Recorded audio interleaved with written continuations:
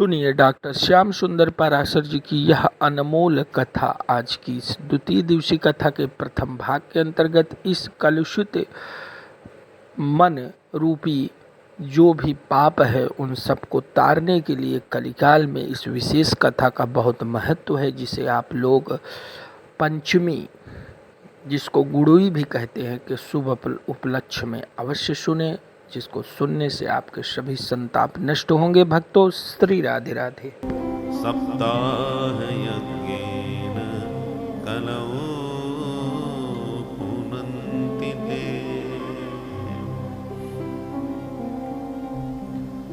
परम मंगलमय परात्पर परम अखिलेश्वर प्रभु श्री हरि की बांगमय प्रति स्वरूपा श्रीमद्भागवत महापुराण सप्ताह ज्ञान यज्ञ में पधारे हुए समस्त भगवत चरणानुरागी बंधुओं एवं भक्तिमती माताओं,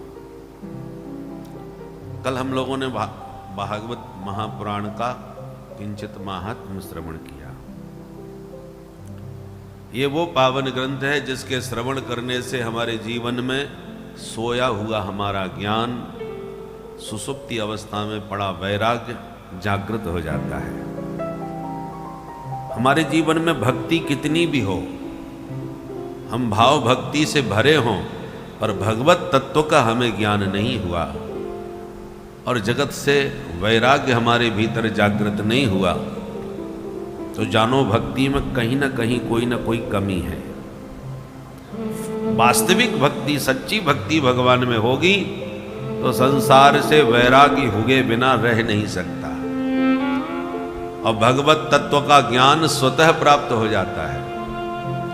भक्ति, विरक्ति, भगवत प्रबोध, तीनों एक साथ होते हैं। ज्यों ज्यों भगवान में प्रेम होता जाएगा त्यों तो भगवत स्वरूप का ज्ञान होता चला जाएगा। भगवान से प्रेम हुआ और भगवान के स्वरूप का ज्ञान हो गया तो संसार तुम्हारा कब तुमसे छूट गया पता ही नहीं चलेगा।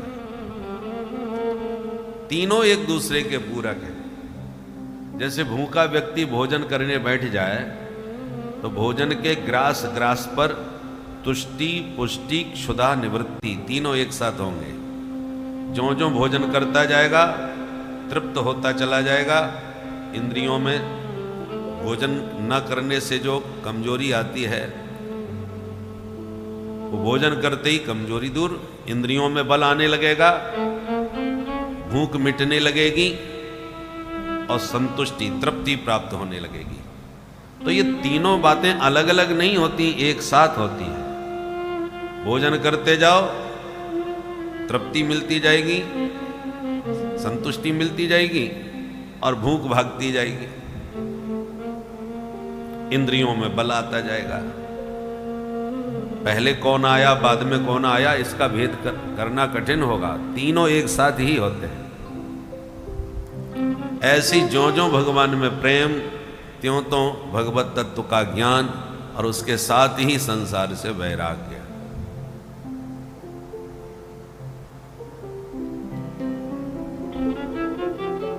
दूसरी बात बताई कि भागवत सुनने से केवल भक्ति, ज्ञान, वैराग्य ही प्राप्त नहीं होते, तो बड़े से बड़े पापियों के पापों का भी प्रक्षालन होता है। पापियों को पाप से है तारती। कैसे कैसे पापियों को तारती है? बोलिए मानवा पाप कृतस्तु सर्वदा। सनकादिक कहते हैं नारद जी, जिसने जीवन भर पाप ही पाप किया हो, सदा दुराचार रता विमार्गा, जो महादुराचारी हो, कुमार्गी हो, कुपंथ पर चलने वाला हो, क्रोधाग्नि दग्धा कुटिलाश्च कामिन, महाक्रोधी हो, महाकामी हो, महाकुटिल हो और इतने सारे दोषों के होते हुए भी सप्ताह यज्ञेन कलौ पुनन्ति ते, ऐसा महापापी भी कलिकाल में, कलयुग में गोविंद के इस गुण गणों की गंगा में गोता लगा ले तो उसके समस्त पापों का प्रक्षालन हो जाता है, सारे पाप धुल जाते हैं। बोले आप कैसी बात कर रहे हैं महाराज, आज तक किसी पापी के पाप धोले हैं? है आपके पास कोई प्रमाण? सनकादि कहते हैं, पर नारद जी हम तुम्हें एक सत्य घटना सुनाते हैं। इतिहास, इतिहास का अर्थ क्या हुआ? इति माने इस प्रकार, ह माने निश्चित रूप से, आस माने हुआ, ऐसा निश्चित रूप से हुआ था, उसका नाम है इतिहास। सनकादि कहते हैं अत्र ते कीर्तयिष्याम इतिहासं पुरातनम। इस विषय में हम तुम्हें एक पुरातन माने प्राचीन इतिहास सुनाते हैं।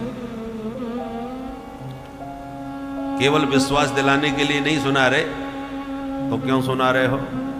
बोले यस्य श्रवण मात्रेण पाप हानि प्रजायते। इस इतिहास के सुनने से भी पाप की हानि होती है, पाप नष्ट होते हैं, इसलिए ध्यान से सुनो। एक तुंगभद्रा नाम की नदी, इसके किनारे एक ब्राह्मण देवता रहते थे, नाम था पंडित आत्मदेव शास्त्री। बड़े भारी विद्वान ब्राह्मण थे। द्वितीय में भास्करः, विद्वानों में उन्हें दूसरा सूर्य कहा जाता था।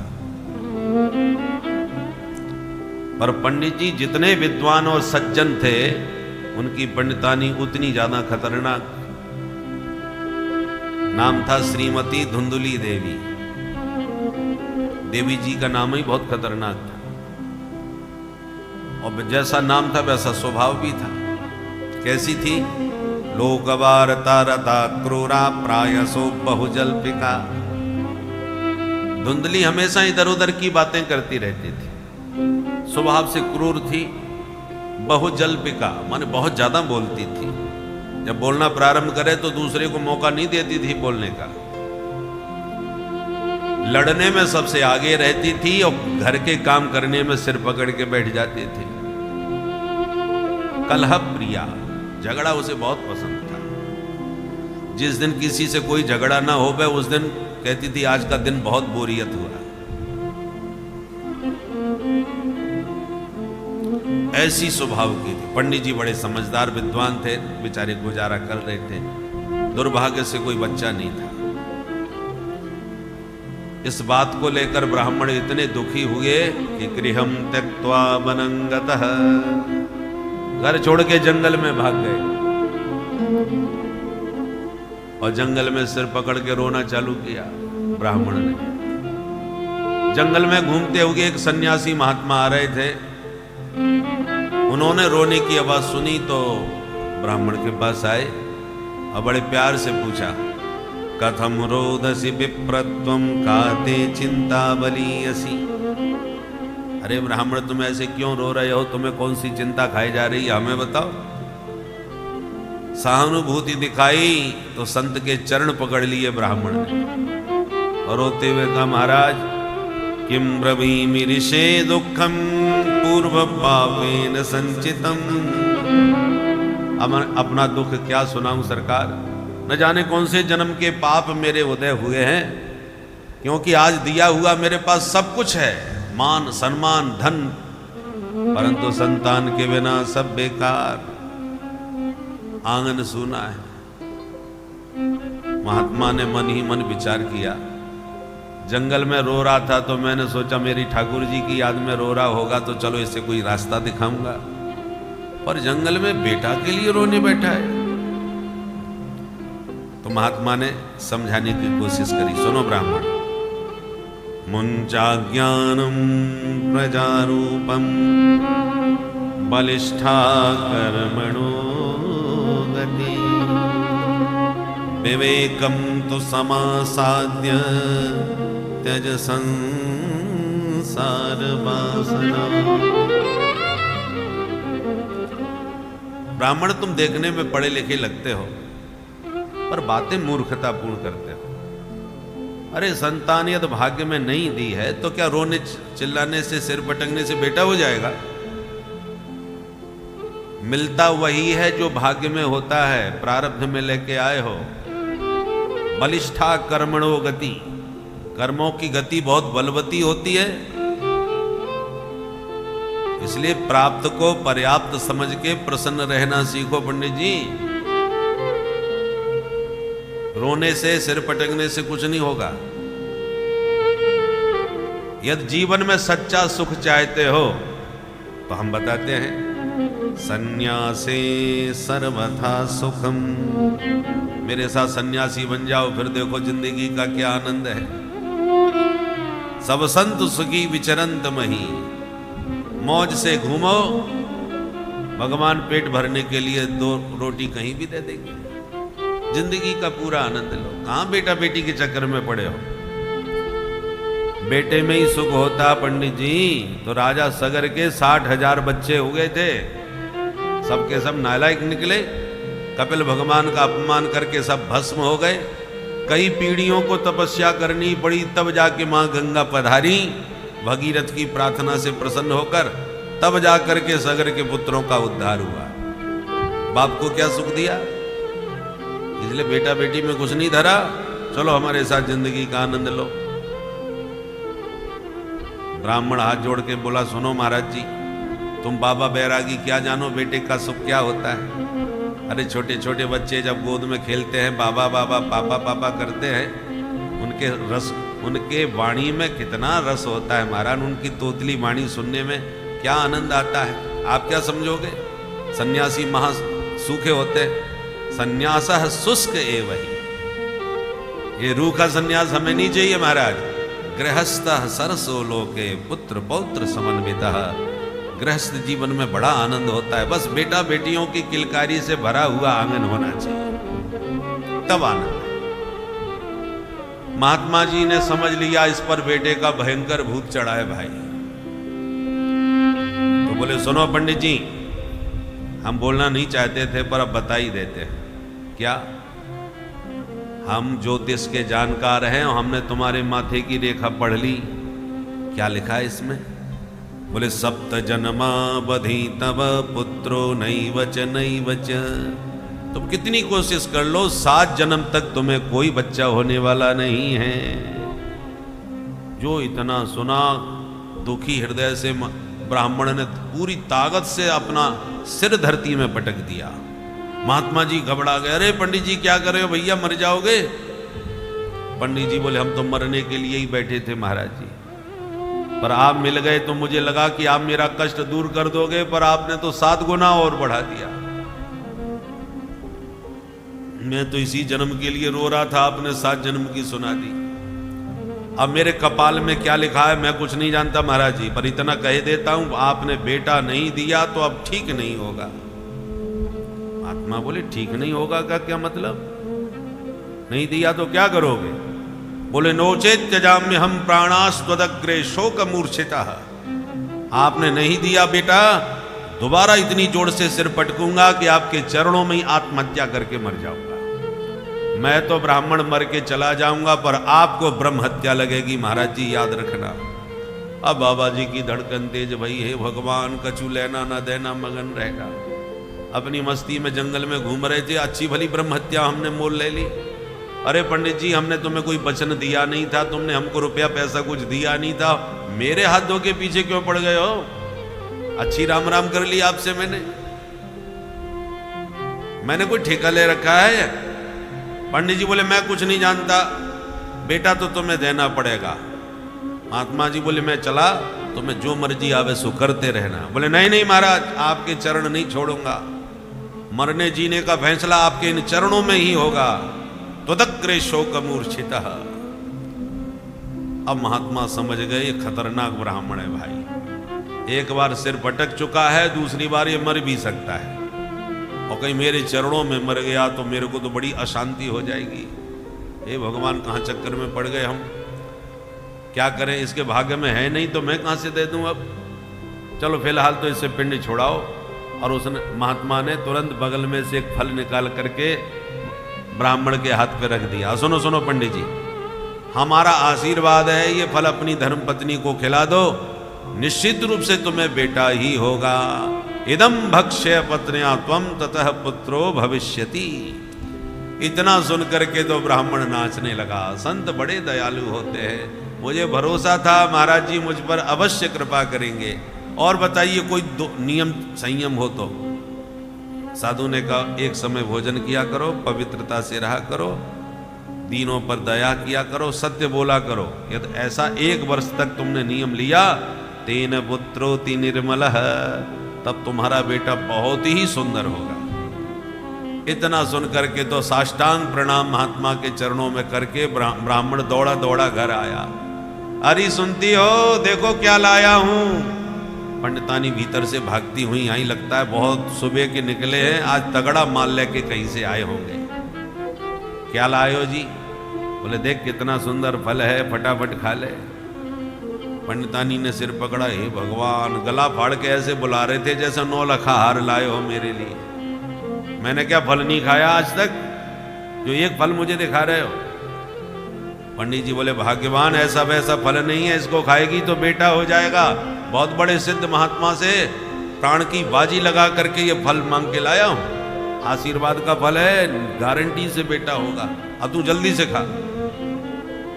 पर धुंधली तो उल्टी खोपड़ी की। मुझे लगता है मेरे ऊपर किसी बाबा बैरागी से जादू टोना करवा रहे हैं। मैं तो इनकी बातों में नहीं आने वाली, मना करूंगी तो ये जबरदस्ती भी खिला देंगे।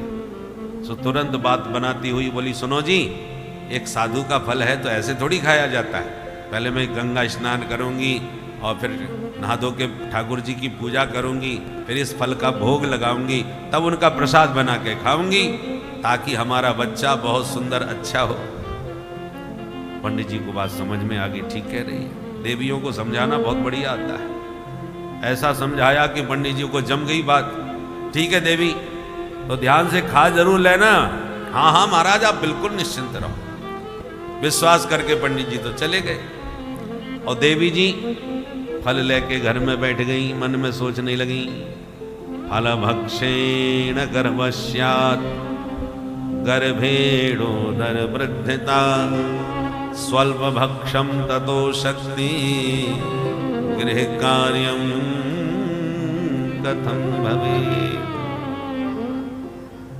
ब्राह्मणी विचार करने लगी, मैंने कहीं सचमुच फल खा लिया और महात्मा की बात कहीं सचमुच सही निकली, मैं गर्भवती हो गई। मन में सोचा हाँ अच्छा ही है, बेटा हो जाएगा। फिर बोली अरे राम राम, बेटा तो बाद में होगा, परंतु मैंने तो सुना है गर्भवती स्त्री भाग भी नहीं सकती, और कहीं मैं गर्भ से रही और उसी समय भूकंप आ गया या घर में आग लग गई तो सब भाग खड़े होंगे, मैं कैसे भाग पाऊंगी? भगवान न करे ऐसा कुछ हो। परंतु एक और समस्या है, मैंने सुना है गर्भवती स्त्री ज्यादा काम नहीं कर सकती,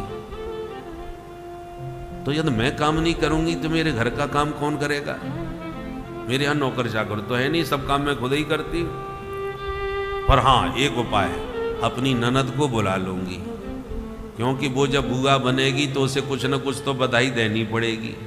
जब उसे देना ही देना है तो 4 महीना पहले घर में बुला के उसी से काम करवाऊंगी, वही संभालेगी घर। पहले खूब काम करवाऊंगी, बाद में जो कुछ देना होगा सो दे के खुश कर दूंगी। फिर बोली नहीं नहीं, यदि ननद के भरोसे घर छोड़ दिया तो वो महाचोटी है, भगवान जाने कितना माल गायब कर देगी, उसके भरोसे तो मैं ऐसे नहीं छोड़ने वाली। कहती है ननंदा संग हरे तदा, मेरी ननद सब हर के ले जाएगी, चुरा के ले जाएगी। एवं कुतर्क योगेन तत्फलम नैव भक्षितम, उसने कहा मैं इतना बड़ा खतरा मोल नहीं ले सकती, मैं तो इस फल को नहीं खाऊंगी। फिर बोली हाँ मैंने एक कथा सुनी है कि सुखदेव जी महाराज मैया के पेट में 12 साल तक रहे थे। भगवान ने करे कहीं मेरा बच्चा 4-5 साल भी रह गया तो मैं तो जीते जी मर जाऊंगी। सुखवत निविषेद गर्भम तदा में मरणम भवेत्। इस प्रकार के व्यर्थ के कुतर्क करती हुई धुंधली ने फल नहीं खाया, उसका स्वभाव ही बड़ा विचित्र था। और सोच रही थी कि इतने में छोटी बहन मिलने अचानक आ गई। इसने पूरी कहानी छोटी बहन को सुना दी। अब उसकी छोटी बहन यही चाह रही थी इसके कोई बच्चा ना हो तो ये मेरा बेटा कहीं गोद ले ले तो इसकी सारी संपत्ति फिर मेरे पास होगी। वो अपनी जुगाड़ में थी। उसने जब ये बातें सुनी तो उसने धुंधली को और डरा दिया। अरे बहन तू पागल भई है, फल खाने से कहीं बेटा बेटी होते हैं? तुम्हारे पतिदेव को बेटे का ऐसा भूत सवार है, चाहे जिस बाबा बैरागी के चक्कर में पड़ जाते हैं। ये फल खाने से कुछ नहीं होने वाला। और फिर भी तुझे मेरी बात पर भरोसा नहीं है तो एक काम कर, देख तेरे यहां कोई खाने वाला नहीं और मेरे घर में कुछ खाने को नहीं, बच्चे वैसे ही बहुत हो गए, एक और होने वाला है। अब की बार जो मेरे पेट में बालक है, मैं तुझे अभी से वचन देती हूं, उस पर तेरा ही अधिकार होगा। ये बात हमारे तुम्हारे अलावा किसी को पता नहीं चलना चाहिए। बच्चा जैसे ही होगा मैं चुपचाप रात में तुझे दे जाऊंगी, तू उसे अपना बता देना। तुझे बेटा भी मिल गया, कोई टेंशन नहीं, कोई खतरा नहीं। रही बात बाबा जी के इस फल की, तो बहन जैसे तुझे बच्चा नहीं हुआ वैसे तेरी गैया के भी आज तक कोई बछड़ा नहीं हुआ, कितने साल से घर में बंधी है। ये फल तू गाय को खिला के देख, बाबा जी के फल में क्या चमत्कार है सब समझ में आ जाएगा। कुछ तो होगा। वैज्ञानिक लोग पशु पक्षियों पर ही प्रयोग करते हैं पहले, तू भी अपने फल का प्रयोग गैया पर करके देख, तुझे बेटा भी मिल जाएगा। मुझ में तुझ में कोई अंतर है? अरे जो मेरा सो तेरा। बच्चा तू अपने पास रख और गैया को फल खिला। धुंधली बोली वाह बहन, बहन हो तो तेरी जैसी। 1 मिनट में तूने मेरी सारी समस्या ही खत्म कर दी। और तुरंत गैया को फल खिला दिया और पंडित जी से कह दिया महाराज मैंने फल खा लिया है और जब से खाया है बहुत फायदा हो रहा है। बोले वाले पंडित जी खुश हो गए, एक एक दिन गिनना चालू कर दिया। समय पा करके छोटी बहन के बेटा हुआ, उसने रात में लाके धुंधली को दिया। सवेरा होने पर धुंधली ने पतिदेव से कह दिया देखो महाराज बेटा हो गया। और पंडित जी तो नाचने लगे प्रसन्नता में, पूरे गांव में मिठाइयां बंटवानी चालू करी महाराज। उसके 3 महीने के बाद साधैनु सुसवेर भकः, पंडित जी की गाय ने भी एक सुंदर शिशु को जन्म दे दिया। जैसे ही गांव वालों को पता चला कि पंडित जी के गैया के बेटा हुआ है, तब तो हल्ला मच गया। वाह पंडित जी भगवान देते हैं तो छप्पड़ फाड़ के देते हैं। एक बेटा के लिए तरस रहे थे, अब तो गैया ने भी बेटा पैदा कर दिया। भाई हमने तो जिंदगी में ये पहली बार ही चमत्कार सुना है कि गाय के भी बेटा होते हैं।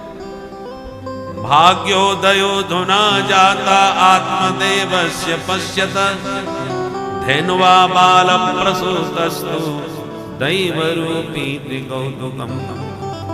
पूरा गांव एक ही बात कहता है, विधाता का चमत्कार देखा आज तो भाई, गाय के बेटा हुआ है। पंडित जी का आनंद दुगुना हो गया, एक की जगह 2-2 बेटा हो गए। आनंद में भर गए ब्राह्मण देवता, बच्चों के नामकरण किए। गाय के बेटे के कान थोड़े लंबे लंबे,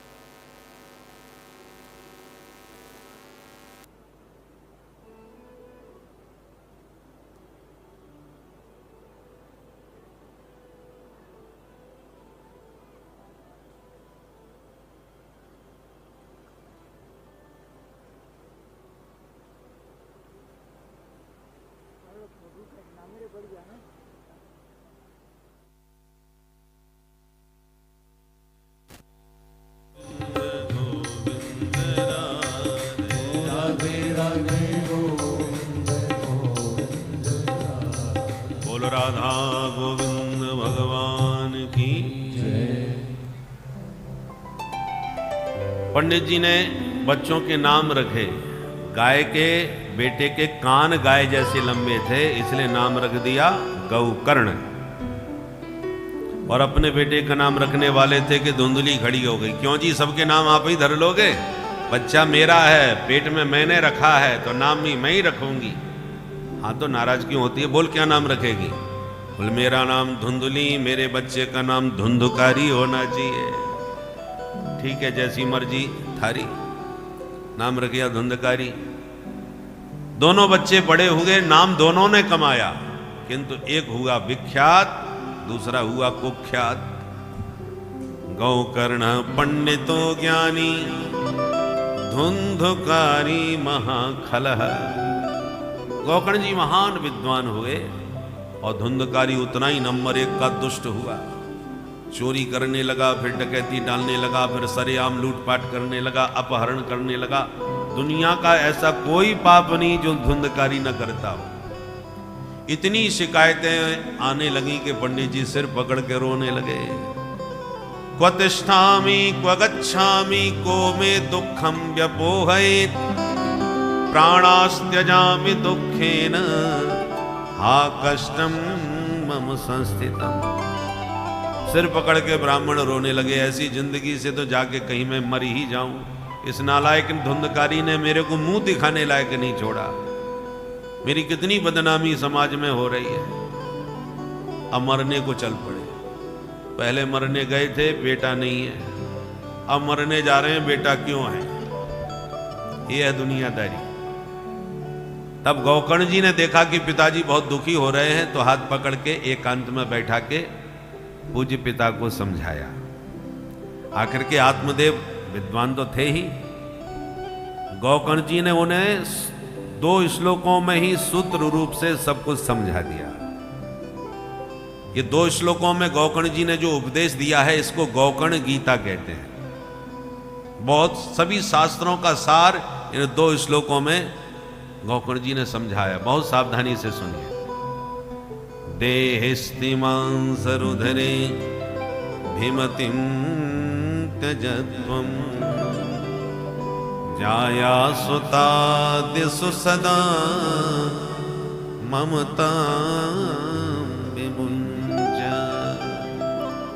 पश्यानि संजगदिदं क्षणभङ्गनिष्ठम् वैराग्यरागरसिको भवभक्तिनिष्ठः धर्मं भजस्व सततं त्यज लोकधर्मान् सेवस्व साधु पुरुषान् जहि कामतृष्णान् अन्यस्य दोषगुण चिन्तनमासु मुक्त्वा सेवा कथा रसमगो नितरां पिबत्वम्। गौकर्ण जी कहते हैं, पिताजी संसार में हम सभी जीव 2 ही रस्सियों से बंधे हैं और इन 2 रस्सियों के बंधन को विवेक पूर्वक खोल करके इससे मुक्त होना है। उसी का नाम मुक्ति है। मुक्ति का अर्थ क्या हुआ? कोई बंधा है, उसको खोल देने का ही नाम तो मुक्ति है। तो प्रश्न उठता है, हम बंधे कब हैं जो हमको मुक्त किया जाएगा? बंधन का पता चले तभी तो आप छोड़ने का प्रयास करेंगे। बंधन काय का है? बोले मैं और मोर तोरते माया, मैं और मेरा, इसी का नाम है बंधन। मैं माने शरीर, मेरा माने शरीर के संबंधी। मैं कौन हूं? मैं के नाम पर हम शरीर का ही व्यवहार करते हैं। मैं मोटा हो गया, मैं पतला हो गया, मैं बड़ा हो गया, मैं छोटा हो गया, आदि आदि। मैं माने शरीर, जबकि शरीर क्या है? देहे स्थिमां सरुधरे। हमारा जो देह है, मांस, मज्जा, स्नायु आदि के द्वारा बनाया हुआ भवन है। मकान हम लोग बनाते हैं ना, लोहे के मोटे मोटे सरिया लगाए जाते हैं, दीवारें खड़ी की जाती हैं, मजबूती के लिए तमाम मसाला बना करके भीतर भरा जाता है, छोटे छोटे तारों से कसा जाता है, उसके बाद सीमेंट से सब प्लास्टर करके छुपा दिया जाता है, ढक दिया जाता है, अंत में रंग रोगन करके बिल्डिंग को चमका दिया जाता है। यही बिल्डिंग भी ऐसी बनी है, मोटे मोटे हड्डियों के सरिये इसमें डाल रखे हैं और मांस मज्जा आदि का मसाला बना करके इसमें भर दिया है ताकि हृष्ट पुष्ट सा लगे, मजबूती के लिए। और सैकड़ों नसें इसमें हैं जो रस्सियों की तरह सबको जकड़े हुए हैं। और अंत में त्वचा माने चमड़ी, चमड़ी के द्वारा प्लास्टर करके सारा मटेरियल छुपा दिया। कल्पना कीजिए ये प्लास्टर न हुआ होता तो चील कौवे हमें नोच नोच के परेशान कर देते। तो सब मटेरियल को छुपा दिया चमड़ी के द्वारा, और उसके बाद काला गोरा रंग रोगन कर दिया तो बिल्डिंग चमक गई बहुत बढ़िया। भवन में सारी व्यवस्था, खिड़कियां होते हैं, दरवाजे होते हैं, नालियां होती हैं भीतर का पानी बाहर करने के लिए। तो ये जो भवन की व्यवस्था है सारी व्यवस्था इसमें भी है। बढ़िया फ्रेश हवा आ रही है, खिड़की खोल लो। धूल मिट्टी की हवा आ रही है, शटर डाल दो।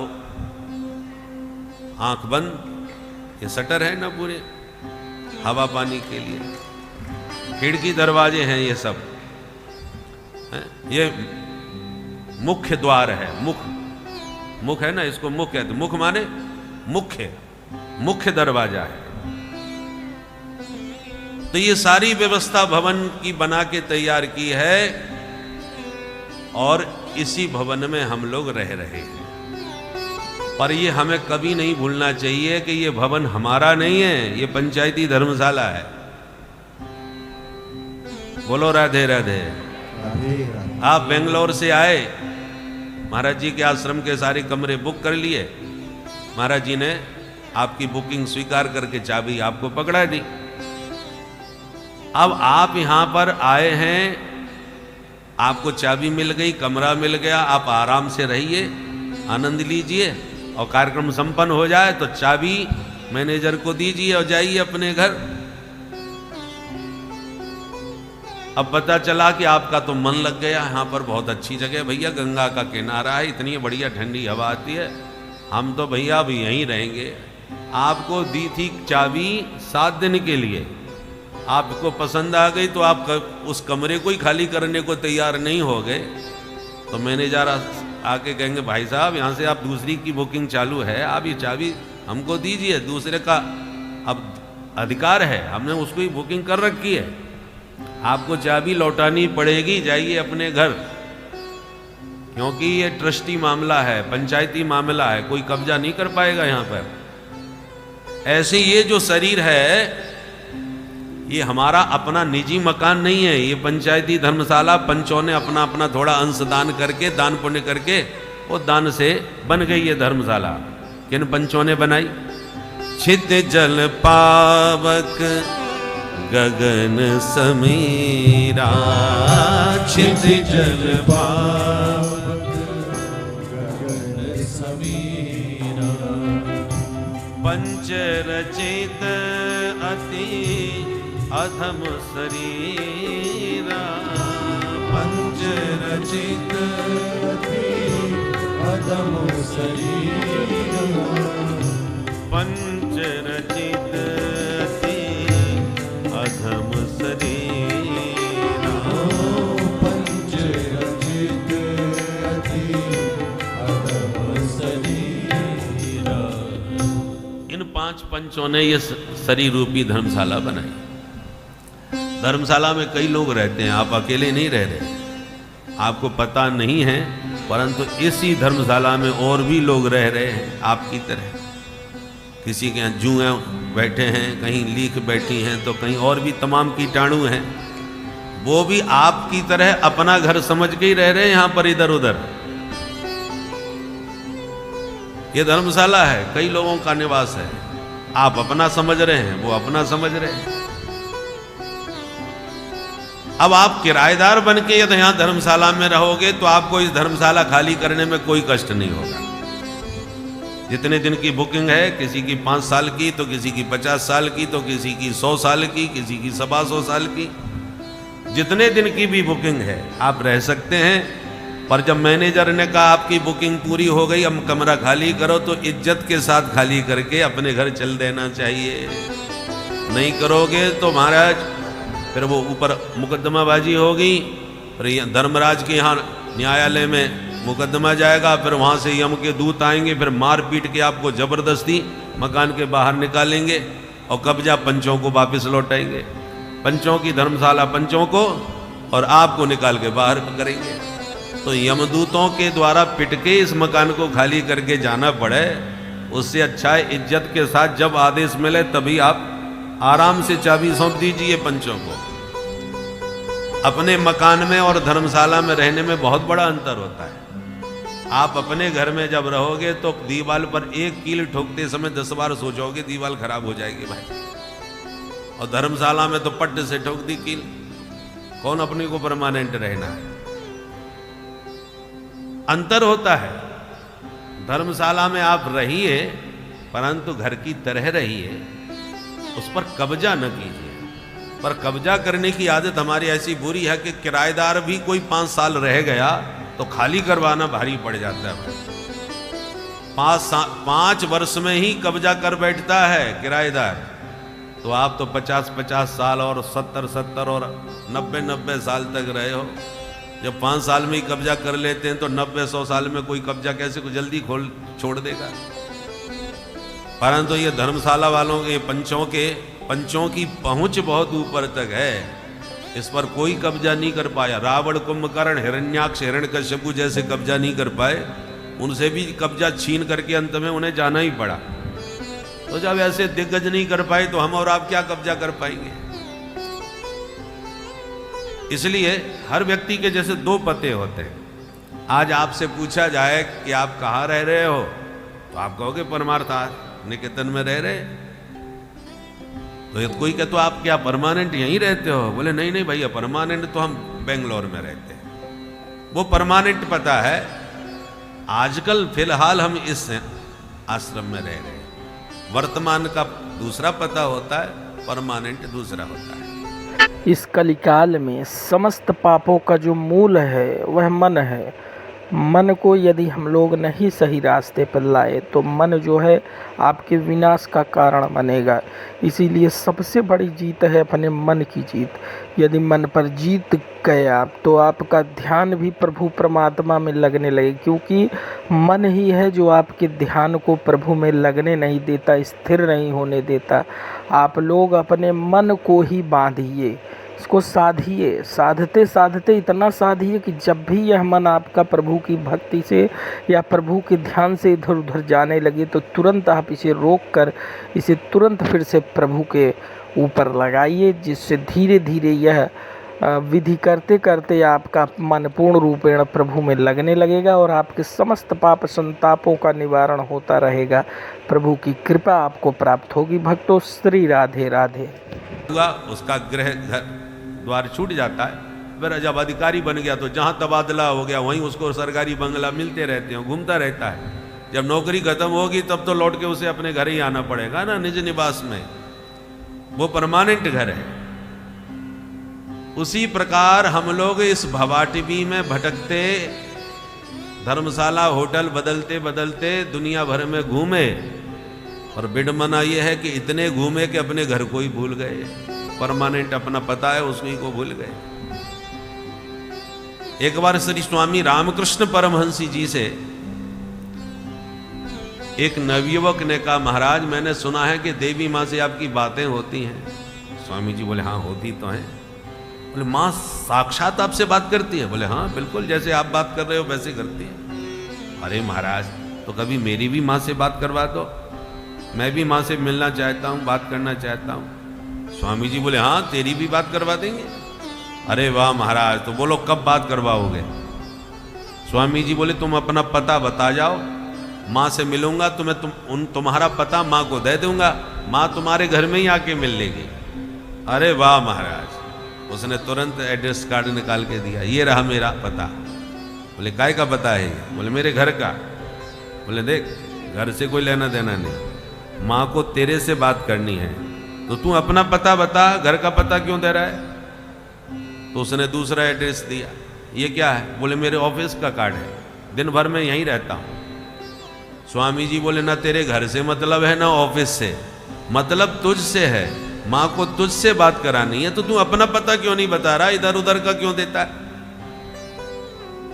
तब वो चकरा गया। बोले, महाराज तो और मेरा पता क्या है? स्वामी जी बोले, ये तू पता लगा कि तेरा पता क्या है? जिस दिन तुझे अपना पता चल जाएगा उसी दिन मां से तेरा साक्षात्कार हो जाएगा। तो हम सब अपना पता भूले बिसरे बैठे हैं। अपना परमानेंट घर कहाँ है, कहाँ से आए हैं, कुछ पता नहीं है। जहाँ आते हैं बस उसी को अपना घर मान करके बैठ जाते हैं। जहाँ तबादला हो जाता है वहीं उसको भी अपना घर मान लेते हैं, ये मेरा मकान है। इसलिए गौकर्ण जी कहते हैं, पिताजी देहिस्थिमां सरुधरे भिमतिम त्यजत्वम। ये जो देह है पंचायती धर्मशाला है, इसमें ज्यादा आसक्ति न करो। और जब धर्मशाला अपनी नहीं है तो धर्मशाला की और सह यात्री हमारे तुम्हारे क्या होंगे। वो कहीं से आए, कोई कहीं से आए, सब धर्मशाला में अपना अपना कमरा बुक करके रह रहे। इसलिए किसी में बहुत अधिक ममता नहीं रखना चाहिए। ममता का मतलब मेरा, ये मैं हूं और ये मेरे हैं। वास्तव में मेरा कौन है? जो सदा मेरे साथ रहे, हमेशा रहे, हर जन्म में रहे, वही मेरा है। बाकी तो यात्री हैं, कोई बेंगलोर से आया, कोई जयपुर से आया, कोई कहीं से आया, आकर के सब सम्मिलित हो गए। जहां कार्यक्रम संपन्न हुआ वो अपने घर, आप अपने घर, बिछुड़ गए यात्री। परमानेंट वह है जो सदा तुम्हारे साथ रहे। अब जरा कल्पना करके देखो, कौन है ऐसा जो सदा तुम्हारे साथ रह सकता है?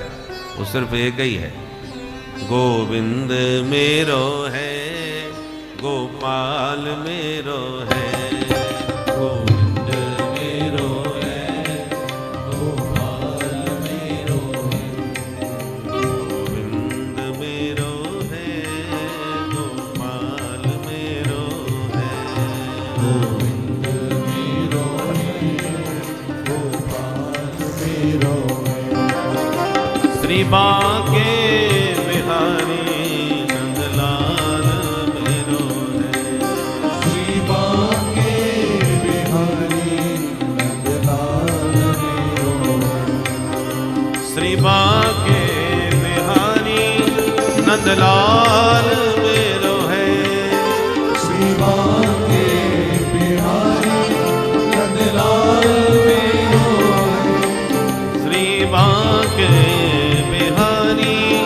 नंदलाल मेरो है, श्री बांके नंदलाल मेरो है, श्री बांके बिहारी नंदलाल मेरो है, श्री बांके बिहारी नंदलाल मेरो है, श्री बांके बिहारी नंदलाल।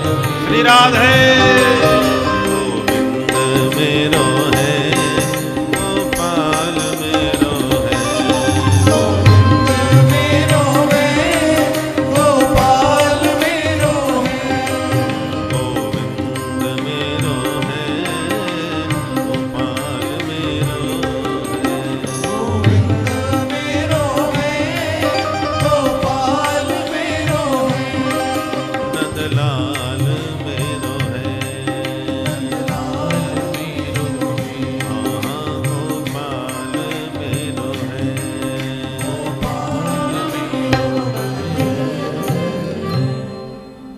वही कहने योग्य है जो सदा तुम्हारे साथ रहे, हर जन्म में, हर काल में सदा ईश्वर ही तुम्हारे साथ रह सकता है, दूसरा कोई नहीं। इसलिए मेरा कहने योग्य वो ही है। हम राम जी के राम जी हमारे हैं, उनसे हमारा नित्य संबंध है। इस प्रकार से गौकर्ण जी ने इतना अद्भुत उपदेश दिया कि पिताजी दूसरों के गुण दोष देखना बंद करो, ये संसार अनित्य क्षण भंगुर है, इसलिए वैराग्य के रसिक बनो, संतों के संपर्क में रहो, उनसे खूब सत्संग करो, गोविंद की कथा सुधा रस का पान करो और भगवान की भक्ति में मस्त रहो।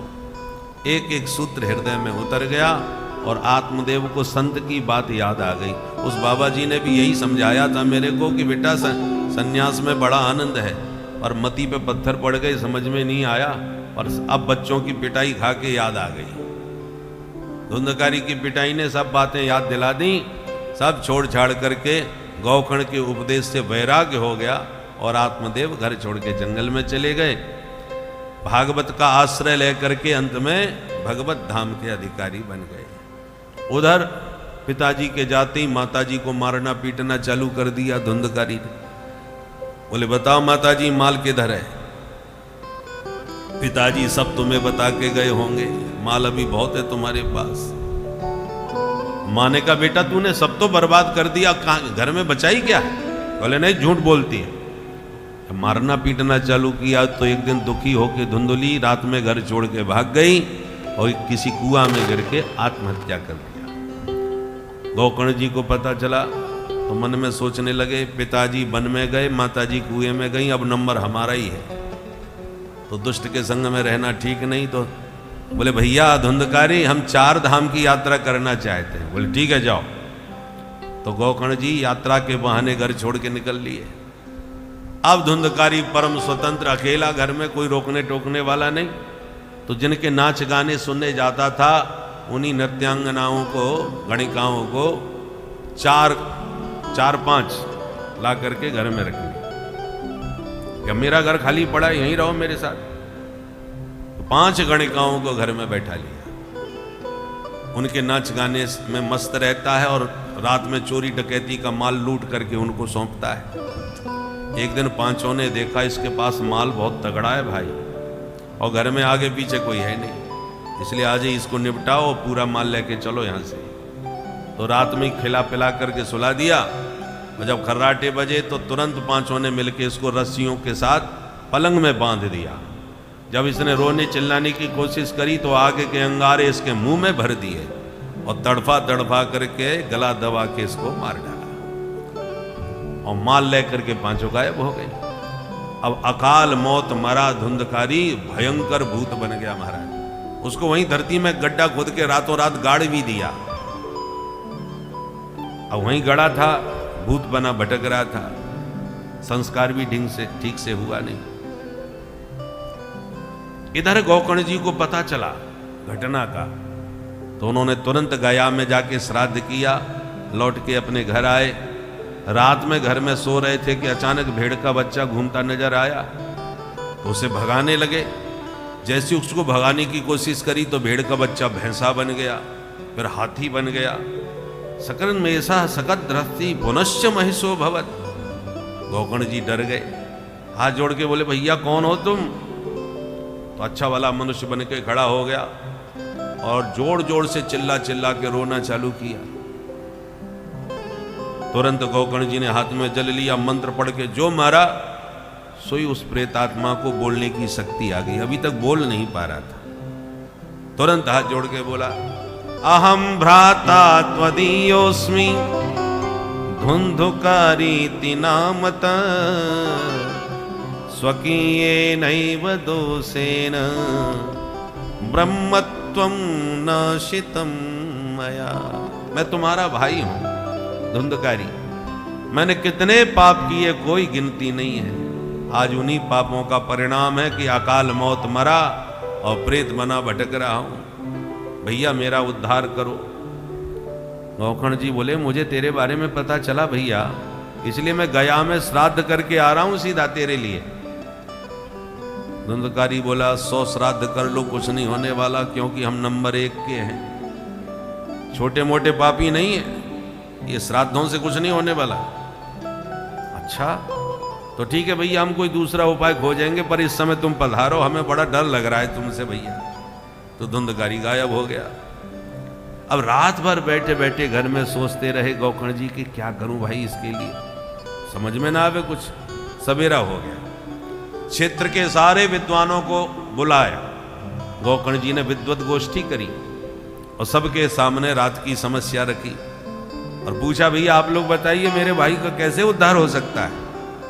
कोई कुछ बताने में समर्थ नहीं कि जब उसने कह दिया गया श्राद्ध सते नापी मुक्तिर में न भविष्यति, जब 100 श्राद्ध करने से भी उसकी मुक्ति नहीं होगी तो और क्या उपाय किया जाए। जब सबने हाथ खड़े कर दिए कि हमको नहीं मालूम, तब गोकर्ण जी ने भगवान सूर्य नारायण से प्रार्थना करी। तुभ्यम नमो जगत साक्षिन ब्रूहि में मुक्ति हेतुकम। हे भगवान नारायण सूर्यदेव, आप ही बताइए मेरे भाई का उद्धार कैसे हो। तब सूर्य भगवान ने उद्घोषणा करी श्रीमद्भागवतान् मुक्ति सप्ताहम वाचनम कुरु। प्रिय गोकर्ण, अपने भाई के कल्याण की कामना से श्रीमद् भागवत ज्ञान यज्ञ सप्ताह विधि से कीजिए। 7 दिन में निश्चित तुम्हारे भाई का उद्धार होगा। सुनकर के गोकर्ण जी प्रसन्न हो गए और भव्य दिव्य आयोजन किया। उस आयोजन में आज नवमी है,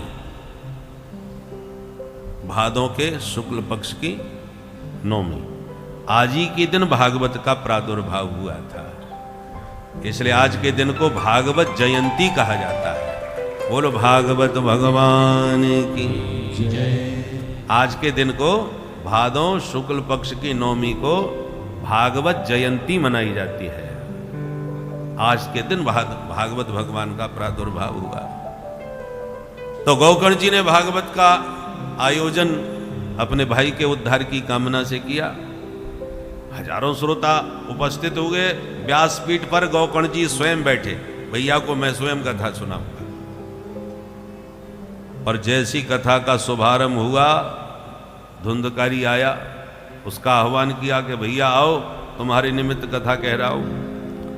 अब भूत प्रेतों का जो शरीर होता है ना, वो हवा प्रधान, वायु प्रधान होता है।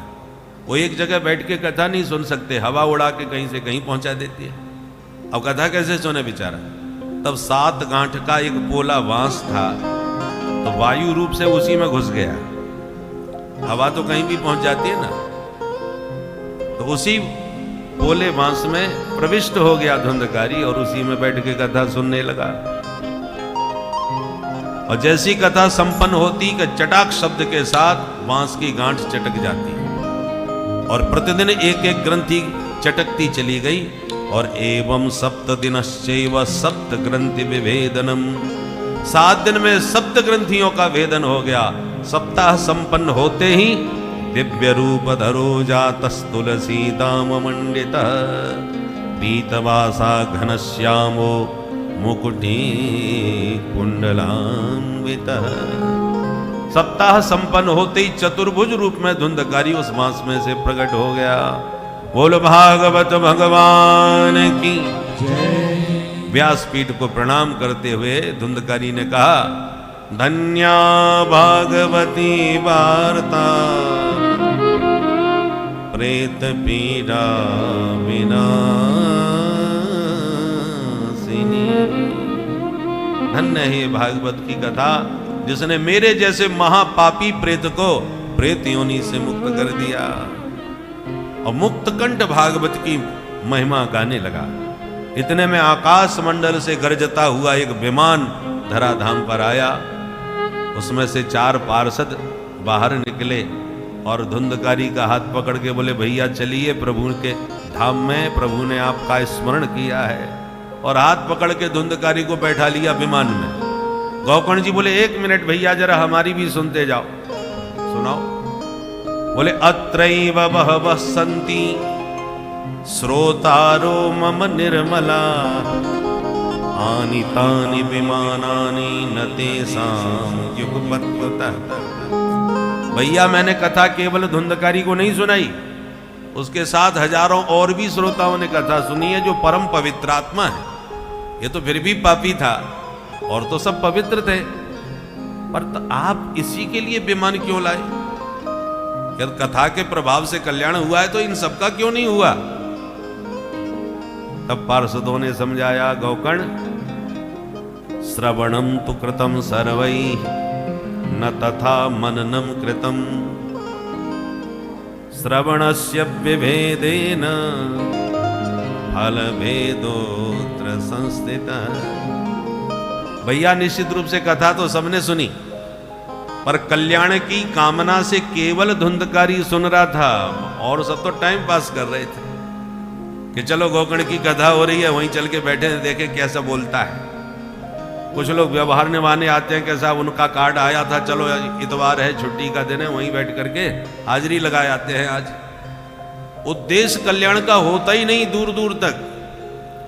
कल्याण की कामना से केवल धुंधकारी सुन रहा था कि हे प्रभु मुझे इस पापी योनि से मुक्ति दिलाओ, मुझे अपने पापों का प्रायश्चित करना है, तो पश्चाताप करते हुए, पापों का प्रायश्चित करते हुए मुक्ति की कामना से केवल धुंधकारी ने कथा सुनी थी। भागवत कल्प वृक्ष है। आप जिस मनोरथ के संकल्प से बैठेंगे वही मनोरथ पूर्ण होगा। जब कल्याण का मनोरथ ही नहीं था तो कल्याण होगा क्यों? क्यों समझा करके गौकर्ण को और जितने पार्षद थे भगवान के वो तो धुंधकारी को लेके चले गए। अब और जो बाकी के श्रोता थे वो सब उदास हो गए कि भाई हम तो बहुत बड़ी भूल कर गए, चूक गए। गौकर्ण जी ने कहा आप लोग उदास न होइए, ये दास अभी बैठा है, हम तुम्हें दोबारा कथा सुनाते हैं, पर अब की बार मत चूक जाना भाई। और फिर अगले महीने पर पुनः भव्य आयोजन गौकर्ण जी ने किया।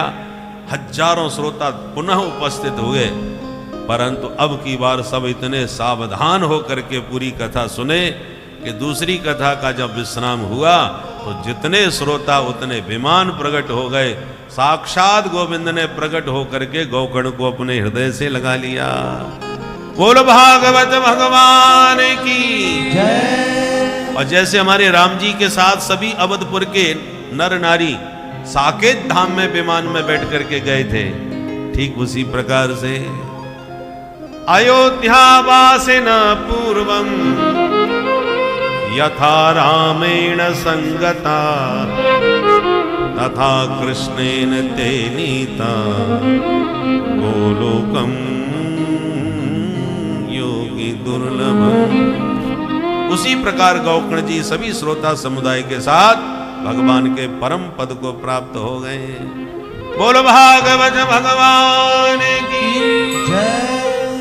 सनकादिक कहते नारद जी अब तुम ही बताओ, जब धुंधकारी जैसा नंबर 1 का महापापी वो भी भागवत रसपान करके परम पावन हो गया, भगवत धाम का अधिकारी बन गया, तो छोटे मोटे पापी तर जाएं तो इसमें कौन आश्चर्य की बात है। अब नारद जी बड़े प्रसन्न हुए सुन करके और बोले महाराज जी अभी एक बात और बता दो, कथा सुनने की विधि क्या है। तब विधि का वर्णन किया। सबसे पहले किसी विद्वान ब्राह्मण को बुला के बढ़िया मुहूर्त निकलवाओ।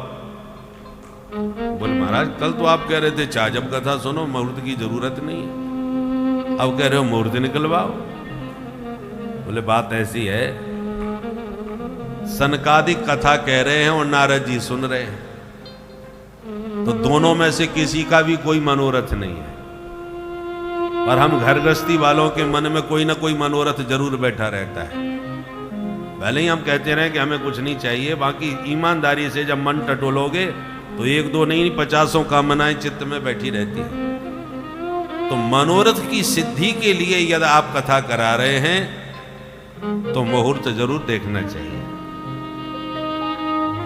देवज्ञम तो समाहूय मुहूर्तम प्रक्षयत्नतः। मुहूर्त निकलवा करके फिर किसी विद्वान ब्राह्मण को व्यास गद्दी पर बैठाओ। वक्ता कैसा होना चाहिए, लक्षण बदला रहे। विरक्तो वैष्णवो विप्रो वेद शास्त्र विशुद्ध कृत दृष्टांत कुशलो धीरो वक्ता कार्यो निस्पृह। सबसे पहली बात, वक्ता के भीतर वैराग्य होना चाहिए। वैराग्य में प्रतिष्ठित वक्ता होगा तो तुमको भी जगत से वैराग्य दिलाएगा, और स्वयं रागी होगा तो तुम्हें भी संसार का राग उत्पन्न कराएगा। दूसरी बात, वैष्णव होना चाहिए, माने भगवत भक्त होना चाहिए। वक्ता में भक्ति होगी तो तुम्हारे भीतर भी भक्ति का संचार करेगा। तीसरी बात, विप्र होना चाहिए, ब्राह्मण कुल में जन्म हो, द्विजाति संस्कारों से संपन्न हो, यज्ञोपीत शिखा सूत्र आदि धारण करने वाला हो, संध्या गायत्री करने वाला हो। ऐसे विशिष्ट विप्र को ही व्यासपीठ पर बैठा करके उसकी वाणी से कथा सुधा रस पान करे। विप्रकार से क्या होता है, विशेषेण प्रपूरयति सकल मनोरथान स विप्रः।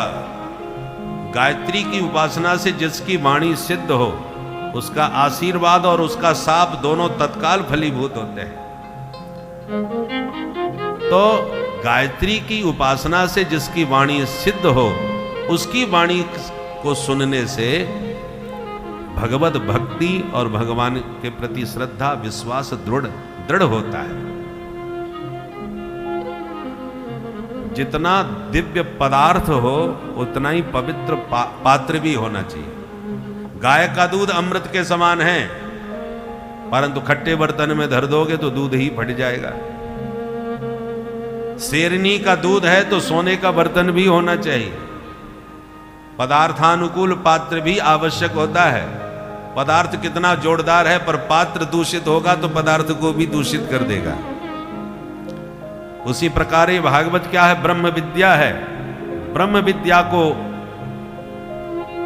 विद्या का प्रवचन करने वाला भी ब्राह्मण ब्रह्मनिष्ठ होना चाहिए, तभी उसकी वाणी से प्रभाव पड़ेगा, उसकी वाणी फलीभूत होगी। नहीं तो ब्रह्म विद्या का वह दिव्य पदार्थ अपात्र में प्रदूषित हो जाता है। जैसे तांबे के बर्तन में दूध भर दिया, खराब हो जाएगा। पदार्थ के अनुकूल पात्र भी आवश्यक होता है। किसी ने रबड़ी जैसी खीर बनाई, बढ़िया अधौटा खूब मेवा डाल करके, खीर बड़ी जोरदार है और बर्तन नहीं मिला कहीं जिसमें परोस के खाएं, तो इतने में एक खोपड़ी पड़ी मिल गई। उस खोपड़ी को रगड़ के गंगा जी में खूब अच्छी तरह चमका दिया, और जब चमाचम चमक गई तब उसी में परोस करके आपने महाराज जी के सामने धर दी। लीजिए महाराज प्रसाद पाइए। महाराज जी ने पूछा, भाई खीर तो बड़ी जोरदार, और ये बर्तन कहाँ से लाए हो? काय का बर्तन है? बोले महाराज बर्तन को छोड़ो, आप तो खीर खाओ। अरे खीर तो खाएंगे भैया, पर बर्तन भी तो बताओ ये है काय का? बोले महाराज बर्तन जंगल में यहाँ कहीं मिला नहीं, कोई व्यवस्था बन नहीं रही थी, सो हम तो खोपड़ी को ही चमका करके बढ़िया बर्तन बना के ले आए। तो कितनी भी तुम्हारी रबड़ी जैसी खीर हो, कोई खोपड़ी में परोस के पाएगा क्या? नहीं। खीर बढ़िया थी, इसमें कोई संदेह नहीं, पर पात्र बढ़िया नहीं था तो खीर भी खराब हो गई, पाने योग्य नहीं रही। उसी प्रकार ब्रह्म विद्या से संपन्न ये जो विद्या है, उपदेश है, वो किसी पात्र की वाणी से ही श्रवण करना चाहिए। पात्र भी पवित्र होना चाहिए, दृष्टांत कुशल हो, शास्त्रों में निष्णात हो, संशय को दूर करने वाला हो, ऐसे वक्ता की वाणी से कथा सुने। वक्ता निष्प्रिय होना चाहिए, चाटुकार न हो, मुंह देखी बात करने वाला ना हो। जो शास्त्र कहते हैं, शास्त्र के सिद्धांत को ठीक से समझ करके और श्रोताओं के कल्याण की भावना से कहे, किसी को खुश करने के लिए नहीं। ऐसा निष्प्रिय वक्ता होना चाहिए। ये वक्ता के लक्षण बतलाए। और वक्ता जब व्यासपीठ पर बैठ जाए तो उसको व्यक्ति विशेष के रूप में नहीं देखना चाहिए कि फलाने का बेटा है कि फलाना है। सुख रूप प्रबोधज्ञ, साक्षात सुखदेव जी के रूप में ही उसका दर्शन करे, उसी भाव से उसका पूजन करे, उसी भाव से उससे प्रार्थना करे कि सुख रूप प्रबोधज्ञ सर्वशास्त्र विशारद एतत् कथा प्रकाशेन मद ज्ञानम विनाशय। हे भगवान सुखदेव, आप इस रूप में हम पर कृपा करने के लिए पधारे हैं। आप ऐसी दिव्य वाणी से हमारा कल्याण कीजिए कि हमारे जीवन के सारे संशय भ्रम मिट जाएं और हमारा परम कल्याण हो। इसी भावना से उससे प्रार्थना करें। कथा के विश्राम में 12 ब्राह्मणों का भोजन अनिवार्य रूप से कराना चाहिए। बाकी तो फिर जितनी सामर्थ्य हो भंडारा करो। पर कथा के समापन में हरिनाम संकीर्तन सभी श्रोताओं को अवश्य करना चाहिए। नाम संकीर्तन की बात सुन करके नारद जी ने वीणा पर छेड़ दिया राग मालकोश। नारद जी ने जब वीणा बजाई तो प्रहलाद जी आ गए ताली बजाते हुए। कीर्तन में ताली जरूर बजाना चाहिए। कीर्तन की ताली से भाग्य का ताला खुल जाता है। कीर्तन की ताली से पाप के पक्षी उड़ जाते हैं। मालियों को देखा होगा आपने बगीचा की रक्षा में ताली बजा करके सबको भगाता है ना। ऐसी राम कथा सुंदर कर ताली, और संशय विहंग उड़ावन हरि। हरि नाम में ताली का महत्व है। प्रहलाद जी ताली बजाने लगे, उद्धव जी मजीरा बजाते हुए आ गए, नारद जी बीणा बजाने लगे, अर्जुन स्वरों का आलाप भरने लगे।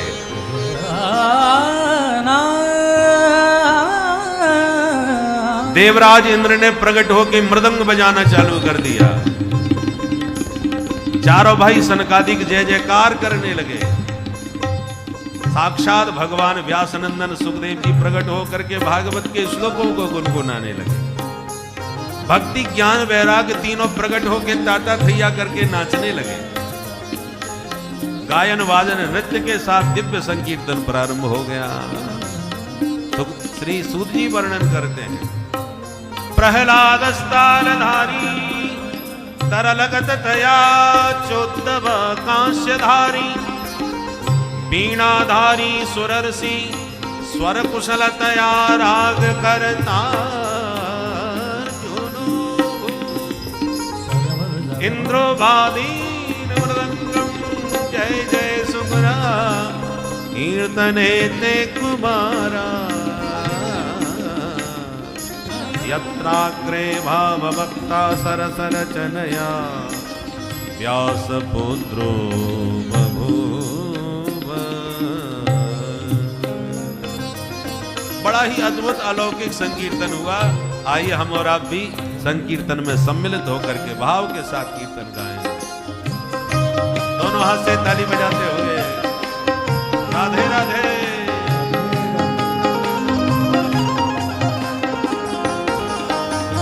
कुंज में विराजे घनश्याम राधे राधे।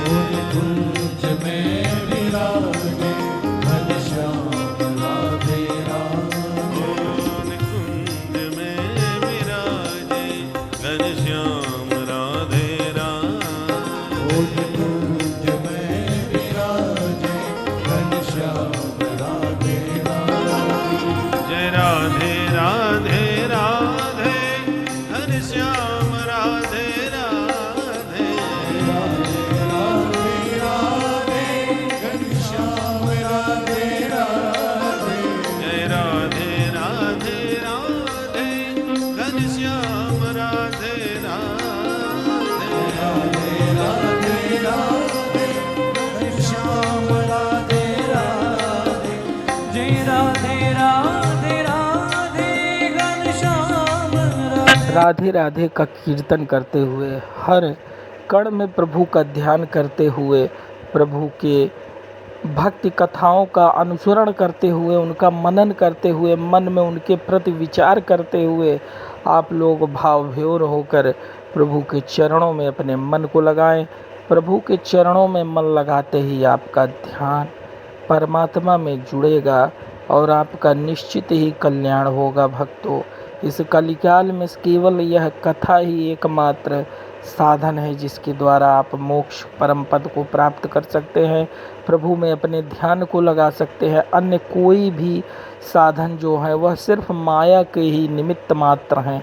इसीलिए इन माया के बंधनों से छूटने के लिए आपको श्रीमद् भागवत कथा का रसस्वादन करना ही पड़ेगा। बिना इस कथा के आप भव से तार नहीं हो सकते। भक्तों, भक्ति आपके मन में जागृत नहीं होगी, क्योंकि इस श्रीमद् भागवत कथा में भगवान के दशों अवतारों की प्रमुखता से कथा को सुनाया गया है। भक्तों, तो ध्यान से इन कथाओं को आगे भी आप लोग समय से सुनते रहें। भक्तों, श्री राधे राधे।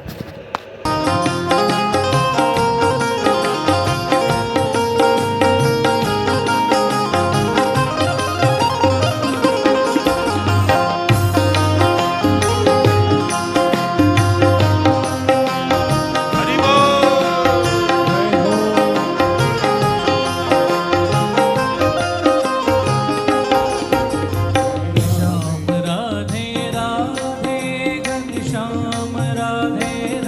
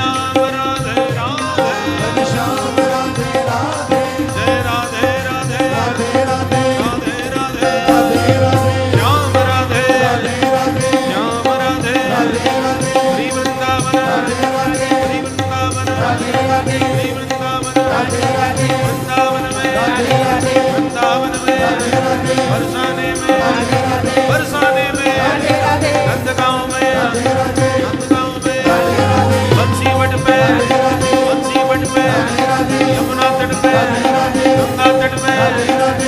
तट पे ऋषिकेश में राधे राधे जय श्री राधे।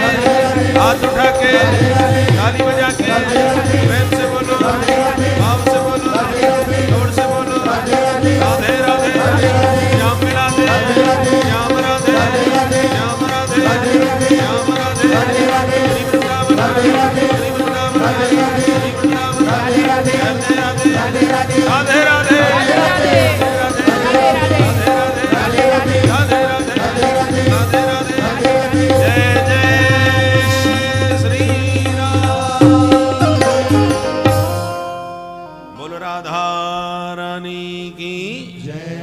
श्रीमद्भागवत महापुराण की जय।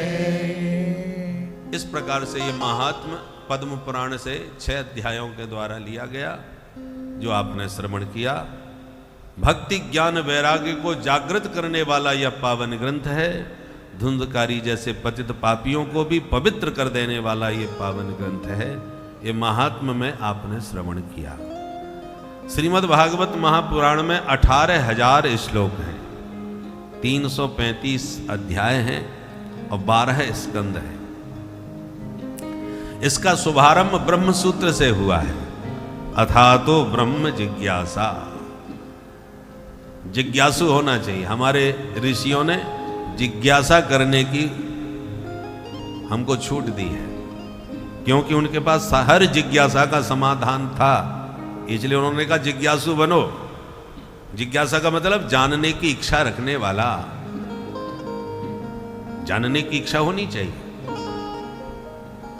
बालक बड़ा जिज्ञासु होता है, हर बात में प्रश्न करता है, ऐसा क्यों हुआ,